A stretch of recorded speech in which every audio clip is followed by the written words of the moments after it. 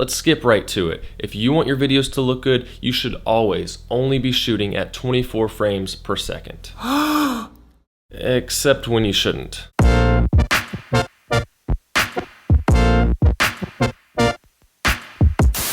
Hey everyone, Camber here, back with you, and today we're talking about using frame rates to better tell your story. And if you're new here, this channel is all about teaching you how to use your camera to make good videos. So if that's you, consider subscribing. So last time we learned about the history of frame rates and how 24 frames per second became the standard frame rate for movies, and using 24 frames per second gives it that natural look that people are used to seeing. But if you like a higher frame rate, then go with that and make it work for you. I'm just going to give you some insight into what I use and the reasons behind that. And as we get into this, keep in mind that there are no rules as to which frame rates you should use. It's really all just personal preference. So my baseline is 24 frames per second because that's the style that I like. And I shoot at 24 frames per second for anything talking because I don't plan on slowing any of that down. If I were to slow down a clip that had talking in it, it would also slow down the audio of that clip, making it sound very slow. And then I switched to 60 or 120 frames per second for most of my B-roll footage that doesn't involve talking so that I can slow it down in post, because just about everything looks pretty cool when you slow it down. If you take a 60 frame per second clip and slow it down to 24 frames per second, it'll turn your 1 second clip into 2.5 seconds.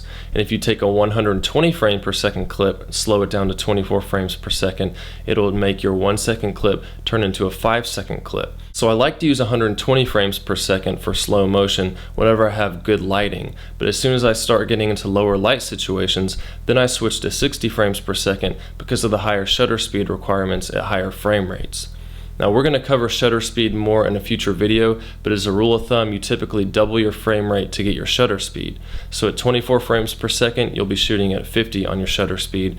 At 60 frames per second, you'll be at 125 on the shutter, and then at 120 frames per second, you'll be at 250 on your shutter speed. So with those higher shutters, you'll have less light coming to your camera, which is going to require you to push up your ISO, and that can make your footage start to look grainy if you have a sensor that doesn't perform well in low light. Unfortunately, I can't show you what 24 frames per second versus 60 frames per second looks like in one video because I'm in a 24 frames per second timeline. So if you do take a 60 frame per second clip and put it into a 24 frame per second timeline without slowing it down, it's going to start cutting frames out in order to match it to that 24 frames per second and play it out in real time.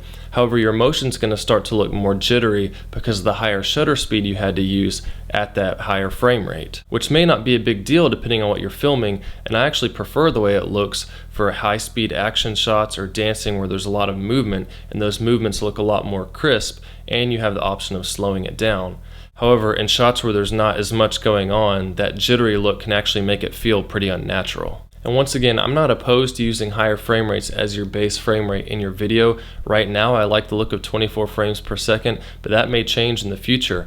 However, I am starting to use 4K a lot more in my videos, and one of the issues is with most consumer level cameras only shoot 24 to 30 frames per second at 4K. So then if you want to shoot at 60 frames per second as your base frame rate, you're going to have to buy a more expensive camera in order to do that. And then if you want to get an even higher frame rate at 120 or 180 in order to slow that down to your base rate of 60, then you're going to be spending even more money. So aside from just liking the look of 24 frames per second better, it'll also save me money by shooting at lower frame rates because more cameras are able to do that. So there really are no rules when it comes to frame rates, just common practices that will make your videos look more like what people are used to seeing.